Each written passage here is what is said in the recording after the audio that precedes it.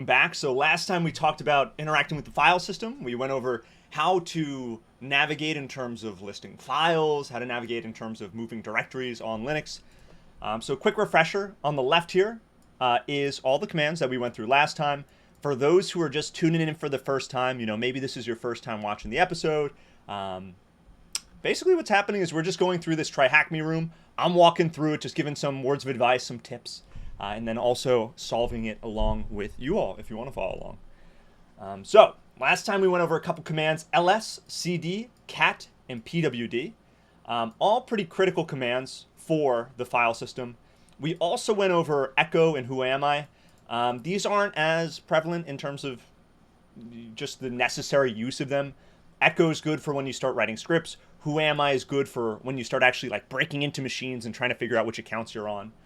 But for today, we're still going to be using it. It's a little bit cumulative when it comes to the Linux file system, but we're actually going to be working on the rest of this path, which consists of searching for files, intro to shell operators, and conclusion, whatever that holds for us. But for searching for files, this one's similar to navigating through the file system, pretty important. It's actually pretty huge. The reason it is so big is just because, there's a lot of times when you're dealing with these computers that have lots of files on them, and instead of going file by file like we did in this exercise, the last one here, which directory contains a file, you're probably going to want to have some sort of automation there. You're probably going to want to be able to use a command that's going to save you time, right? And look no further than these two commands: the find command, and then lastly the grep command. For my own job, I use the grep command probably around a daily basis.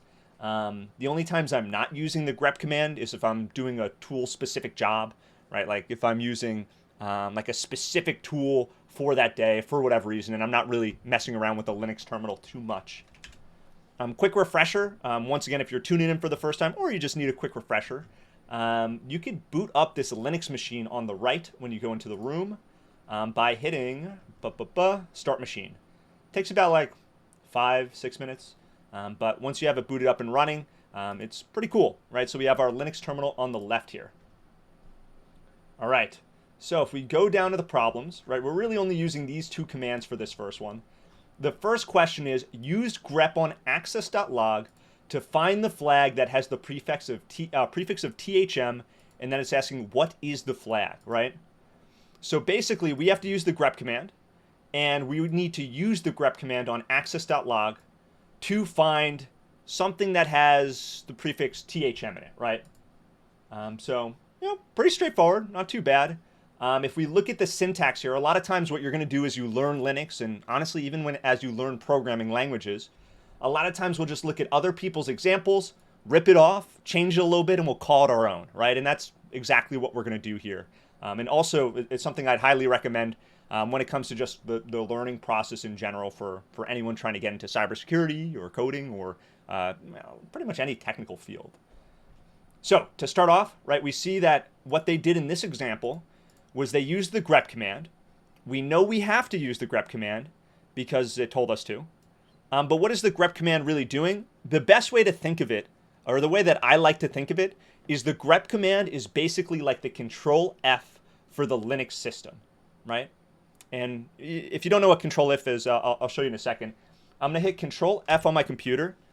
And what you see right now is I have a word up here. It says access.log. I know it's super tiny for you all. And it's going to go through all of the contents of, in this case, the web page, and tell me all of the different examples of access.log, right? Where the text pops up, basically. Grep is operating pretty similarly in that what it's going to do is it's going to show you all of the examples of whatever string you give it, right? String meaning word, right? It's like a string of characters is what people refer to it as. Right, so let's say I'm trying to figure out, okay, on this web page, is the word the anywhere? Right, I'm going to change the string to the, and we could see it exists in 46 occurrences, and we could just kind of go down the line here, right? Now, obviously, you can't really do this on a file system. If I have my Windows file system explorer open and I do control F and I search for the files, it's going to kind of take forever, right? And that's like the graphic user interface way of doing it. For a terminal, on the other hand, I can't just Control F in a terminal and search through it that way. What I'm going to have to do instead is I'm going to have to use this grep command in order to find what I'm looking for. Right, so once again, all great artists steal. So we're going to start with grep. Right, we're basically going to rip off this example verbatim. The next thing we see for syntax is we're going to put in the string we're looking for. Now you might be wondering, what exactly are we looking for? If we look at the problem, it's looking for the string THM. Right, so I'm going to put that next to grep in parentheses, in quotations. I always mix those two up. After that, what we're going to do is we're going to put the file we want to search. Now, if I just hit enter, right, it's going to search the current directory I'm in, and we'll show just in a second what it's actually searching through. And as you can see, it's getting hung up a little bit here. The reason it's getting hung up, I'm going to do Control-C to quit that operation. If I do ls and list the contents, right, the reason that grep gets hung up, right, is it's going to first try to grep access.log, but it's also going to try to grep these different folders, and a lot of times that'll kind of break the command a little bit, unless you're adding an option flag to it. This is a little bit more advanced, but if you do like grep-r, you'll be able to recursively search through all of these. If you don't have this option in there, it'll break the command, right? So this is like a little bit more intermediate, I would say, like knowing the options that go with grep. For the purposes of this challenge, though, we're going to steal this syntax verbatim. I'm going to do grep THM. I'm going to get us back to where we just were. And the last piece, to make sure that our command does not break looking through directories and getting confused because they're not files, I'm going to specify the actual file we're looking through, right? So I just want to use the grep command on the access.log file. Yeah, and the way to do it, let me zoom in a little bit just so it's a little bit bigger, right? So access.log. The way to do that, once again, is just to put the file at the end, right? So let's do access.log. Another cool short little Linux shortcut. Another cool Linux shortcut is for a lot of different Linux distributions, if you type the first couple letters of a file and there aren't any files that conflict with those first couple letters, when you hit tab, it'll actually autocomplete, right? And it'll save us some keystrokes, which is nice. And it'll also save us mistakes, right? I don't know about you all. I am a man who consistently misspells things, right? So this helps me out. This is good. I hit enter, and here we see get THM access. This is actually the flag here, right over there. The way I know that, right, once again using my super smart deduction skills, is the answer format has 3 letters, curly bracket, and then 6 letters after that, right? And this follows that format.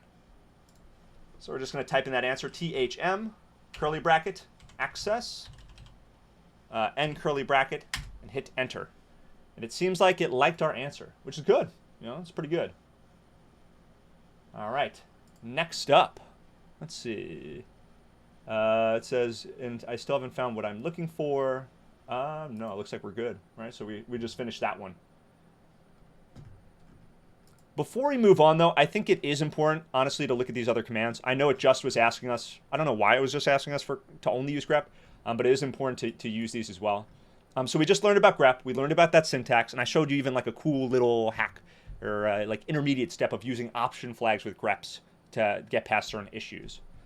But there are other commands in this module too that are also worth looking at. The first is WC, and WC is short for word count, right? But the interesting thing is it doesn't only count words, it can also count lines, right? And you could actually specify how granular you want the count to be. So in this example, let me clear out on the right. Oops, sealer, clear. I'm going to do WC for word count. -L, this is what we call an option. So it's basically taking the command and it's adding a little bit of spice to it. You know, the -L is saying, okay, I don't want you to just do a word count. I want you to count specific lines. That's what -L actually stands for, is lines here. And then I'm going to specify the file I want to count through, which is access.log. So here we see there are 302 lines in access.log. For whatever reason, I guess they updated the access log. Theirs was a little bit shorter. Now, if we took the -L away and hit enter, it's actually going to show us 3 different things. It's first going to show us how many lines, right? 302. That's dash L. It's then going to show us how many words, 6699. And last but not least, it'll show us how many characters we have, right? So the real purpose of using the dash L is to clean our output out, or clean our output up. A lot of times you don't need all three of these to spit out and confuse you, right? So WC-L gets you the thing you're looking for, and that's it. If you don't know what you're looking for and you kind of want to see everything, just use WC, use it on the file, and you'll get all three of these together, right? It'll basically give you everything that it can spit out for you. So that's WC. Now you might be asking, when is a tool like WC useful? Well, something I specifically use it for is when I have password lists that I'm looking through, right? Or password lists that, I'm trying to see like what passwords are hackers typically like rotating through when they do brute forcing. It's helpful for me to do WC-L because I understand how many passwords are in that list. For example, a famous password or compromised password list is called rockyou.txt. Previous iterations of it, previous meaning like 2019, 2020, had 14 million lines. Newer iterations of it, like the big fat file, now has like 3.2 billion or something crazy. It's in the billions now. So commands like WC-L, it helps us out as cybersecurity researchers because we can actually understand the severity of, let's say, a leaked password file or a leaked password list, right? We can see how many passwords there are. I might even go a step further and I might ensure that it's a unique list, right? It's not double counting for whatever reason. Otherwise, it's like a trash password list. So that's where that would come in handy. Also, if you're writing essays, let's say you're a Linux day-to-day user and you're writing essays and you want to do a quick word count on a text file, right? WC works for that as well. Next up, we have this find command, right? So once again, they didn't have any questions for these. I don't know why they didn't do it for WC and find. Still really useful to know though. So we're gonna go through it anyways. Let me clear out on the left screen here. But, so we have the find command, right? And we have find dash name passwords.txt.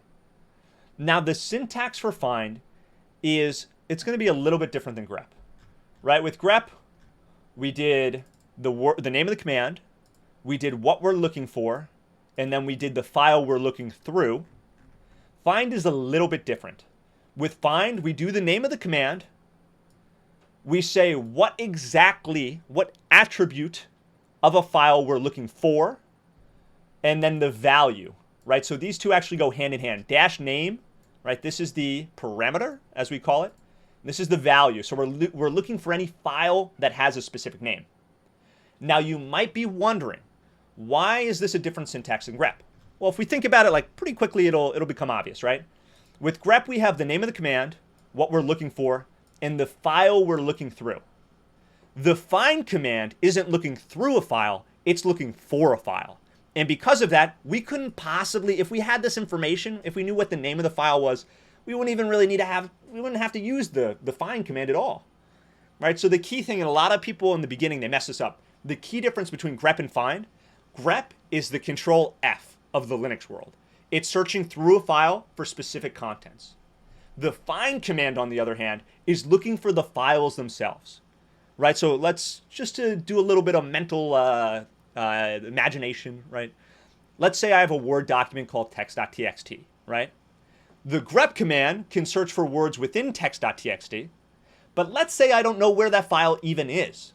That's when I would use the find command to find text.txt. Maybe I don't know if a text.txt exists. I can use the find command to help me find it, or maybe I don't know which directory it's in, right? These are all use cases in which the find command becomes important.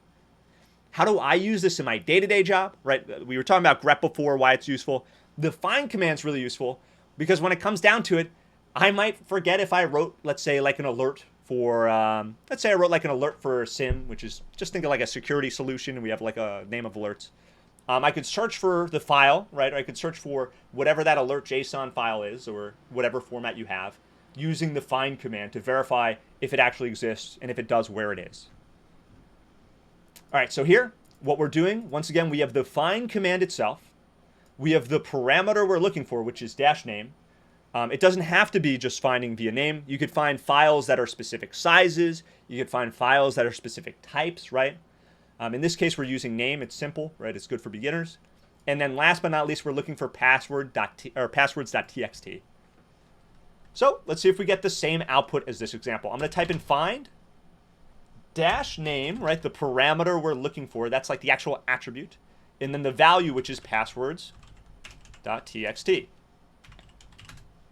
I hit enter. All right, so it looks like we actually don't have a passwords.txt in that area, right? And you might ask, how do I know that? Well, when we ran this find command, it didn't pull up the same information, right? So let me do ls, right? We see we have folder 1 here. For your information, right, just so you all know, when you do the find command and you don't specify the starting point, right, of where the find command is going to start the search, it'll search through the contents of all of the directories that you're currently in, right, or all the directories you currently have access to. So if I go, let's cd into folder 1, right? Once again, cd is change directory, so I'm now jumping into that folder. I'm going to do ls to see what's in it, right? We can double check and confirm find dash name passwords.txt does not exist. The next thing I'm going to do here, I'm going to actually make a file named passwords.txt. You do not have to do this. This is just for me to show you all what it actually looks like when that file exists. So I'm going to do touch passwords.txt.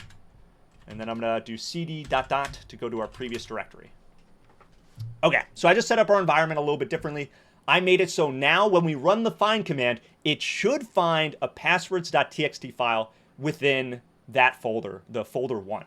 Right, so let's try this one more time. Let's do find dash name passwords.txt. And as you can see now, because I manually added that file, we have it in the same exact directory as we see it in this example, right? Let's say you don't know the exact name of the thing you're looking for, but maybe you know the extension or you know the way the name ends with. That's when we can use something called a wildcard, right? And this goes into a topic called regular expression, or regex for short. It's actually gets pretty complicated depending on how deep you go into regex, but we'll keep it very simple for this example. Right? We're going to keep it exactly to what they're showing here in TryHackMe. So let's start with the same two things. I'm going to do find, I'm going to do dash name, but once again, the example here is, let's say I don't know the name of that passwords file. I just know it ends in .txt. I'm going to do quotations, asterisk, .txt, end quotations. For those who are curious, this asterisk here is a wildcard. And what it stands for is that as long as this file ends in .txt, it doesn't matter whatever comes to the left, right? This asterisk on the left, whatever comes before .txt doesn't matter. As long as it ends in .txt exactly, it should still show up when we hit enter. And when we hit enter, we actually see a couple things show up.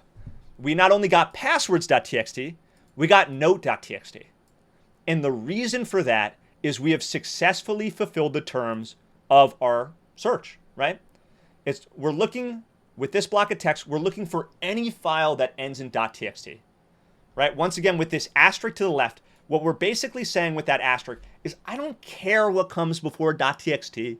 It could be whatever. It could be supercalifragilisticexpialidocious. It could be, whatever I imagine coming to the left of this, right? So it's a wild card. What has to be true in order for us to return the file is this .txt, right?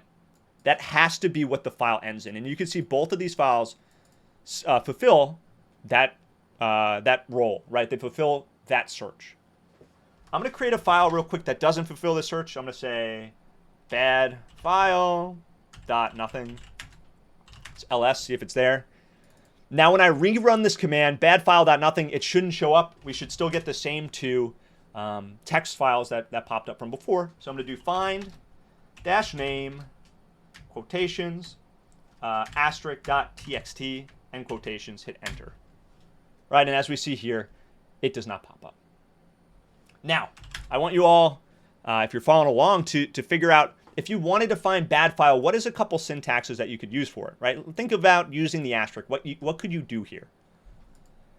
All right, one example to show you all, spoiler, I'm going to do find dash name quotations asterisk dot nothing end quotations and hit enter, right? And as you can see, with this, we now return the bad file dot nothing, but we no longer returned note.txt, nor did we return passwords.txt, right? So that's the difference here.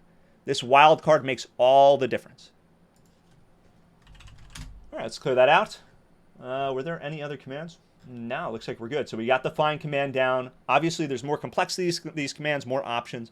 We'll go into those later, right? There's more modules actually for Linux specifically, but this is a good start. We got the WC command, we got the grep command.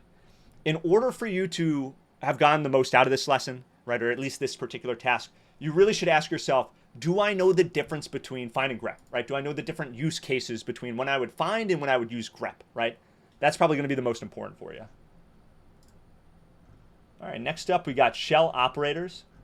These are a little bit more on the, I would say, complicated side, right? Basically, what they're going to do is these symbols will affect the flow of information of your queries or of your commands, really. So we see the 4 here. Single ampersand allows you to run commands in the background of your terminal, right? What does that mean? It means when I shelf a command, right, I could have a command running even if I don't have it currently on my command line, right? I could still have it. Think of it like, imagine you're baking a cake, right? You put the cake batter in, and then you close the stove, and it's like cooking in the background. You're not actually focused on that thing. You're not still working on, you know, the oven itself. You know, you just have that kind of marinating in the background. Next up, we have double ampersand. This allows us to combine multiple commands together in one line of our terminal. This is very helpful. We have this operator. It's called a redirector. So basically what it's going to do is it's going to take output and it's going to put it into a file, right? It's going to spit it out into a file. Now think back. Last lesson or last time I was streaming, we learned about the echo command. And what I likened it to, I said it's like going into a cave and yelling, hello, and then the cave going, hello, back to you, right? And then after that, like the hello kind of fades and dies in obscurity, right? And it's gone forever. With this redirect, right, this single greater than sign, we can actually make that hello go into a text file and stay there. Right, so what I'm going to do, let's try it. We'll do echo, let's do hello, hit enter. Right, you can see echo is working the same way we expected. Let's say I wanted to save this output to a text file instead of just letting it kind of like die, you know, and having it go away and, you know, go to a ranch where it never came back. What I'm going to do is I'm going to do echo. Oh, what I'm going to do is I'm going to type correctly. I'm going to do echo, quotations, hello. I'm going to do this redirect symbol that we see right here. And let's redirect it into hello.txt and hit enter. Couple things you should notice. We no longer get that hello output. Echo is no longer spitting to our terminal hello. And the reason for that is it's actually putting it somewhere else. What it's done is it's taken that output and it's tucked it away in this hello.txt file. So when I type in ls, we actually see we have hello.txt. Now, pop quiz. What command do we use to read hello.txt? Pop answer. The cat command, right? That's how we read any text file, right? Think of it once again as double clicking on a Word file, doing whatever you want, right? I'm going to do cat hello.txt. I hit tab to complete that. I'm not, you know, super fast at typing, but the tab autocomplete helps me with this. And when I hit enter, I'm going to see the output that we normally would see when we echoed. I'm going to see hello, right? So what we've just done with this command is instead of spitting this out to our terminal and having it not get saved and go nowhere, we have tucked it into a hello.txt file where it is saved until we delete that txt file, right? So pretty cool. The thing is, let's say I'm going to use the same command. I'm going to do hello world, right? I'm going to change up the actual contents and I'm putting it in the same file. The way the single greater than sign works is it will overwrite any of the contents in this file. What do I mean? When I hit enter and when I try to reread the file hello.txt, it's now hello world, right? It's actually written over hello, right? So hello no longer exists. It took my new output and it tucked it into this file. Let's say you didn't want to do that. Let's say instead of overwriting a file entirely, you just wanted to add to it, right? You wanted to add some lines to it. I'm going to hit the up arrow key a couple times to get my commands back. We have echo hello world. I'm going to now use this new operator, the double greater than sign, and it will append or add this output to the end. Right? So no longer am I overwriting a file. I'm now going to be adding to the file. I hit enter. I'm going to do cat.hello.txt again. And when I hit enter, you now see I have 2 hello worlds. Let's run that command one more time, and I want you all to guess, when I hit cat hello.txt, what is going to happen next, right? Shocker, we now have 3, right? Every time I run this double ampersand command, it is adding to the file. That is starkly different from when I have a single, or excuse me, not ampersand, greater than sign. It is different than when we have this single greater than sign, because I'm going to redo this, echo hello world. I'm going to do a single greater than sign, which means we're overwriting. Hit enter. I'm going to read that file once again, and we can see we now have just a single hello world. Right? So in short, the difference between the single greater than and the double greater than is the single will overwrite the entire file. It'll delete the previous contents and replace it with the new ones. The double will add to the end of those contents. It won't delete the original. So very important to understand. If we wanted to run a command in the background, what operator would we use? Right? We talked about it before. We would use the ampersand. If I wanted to replace the contents of a file named passwords with the word password123, what would my command be? Let's do that real time. All right. Let me create, let's do the command itself. I'm going to do echo. Right. Once again, this is to spit out that text. We want to replace the file or the contents of a file named passwords with the word password123. So I'm going to do echo password123. Right. This is what we want to put in the file. And the name of the file is going to be passwords, right? That's what they wanted. Okay. So we did echo, password123, passwords. I'm going to cat this I'm going to cat passwords just to confirm. Yep, password123. So this was correct. All right, so this is what we get here. We have echo, passwords123, greater than sign, right? Once again, it's saying replace or overwrite. It's not saying append. And let's do passwords. Hit enter. The next one is different. It's not saying we want to replace the contents. It's now saying we want to keep the previous contents and just add to the end of it. Saying, let's say I want to add TryHackMe to this file, name passwords, but also keep password123. What would I do? To show this real time, I'm going to do echo quotations. You actually don't need quotations. I just like to do it in case there's spaces in the text. But let's do it without. I'm going to do TryHackMe, double greater than sign, passwords, and hit enter. So now when I read that passwords file, I'm going to do cat passwords and hit enter. We can see that I've added it to the end. I have not overwritten it, so we know this is the correct command. So I'm going to type it in here. Echo, TryHackMe. Let's do greater than, passwords, and hit enter. All right. We've now completed that. All right, so we've just learned about these 4 operators. These 2 I use all the time. This one, not so much. This one, somewhat infrequently. All right, we got the conclusion and summary. We got quickly recap, understand why Linux is so commonplace today. My reasons for why it's so commonplace: automation is huge. It's so nice to be able to automate the tasks that you do, right? Let's say every day you have to append text to a file. You could easily automate that with Linux, which is really cool. Ran some first Linux commands. Yeah, all good stuff. Complete. And then this is part 2. Now we have to terminate the machine. They like when we terminate it, so we're not using their resources up. So I just hit that power button at the bottom.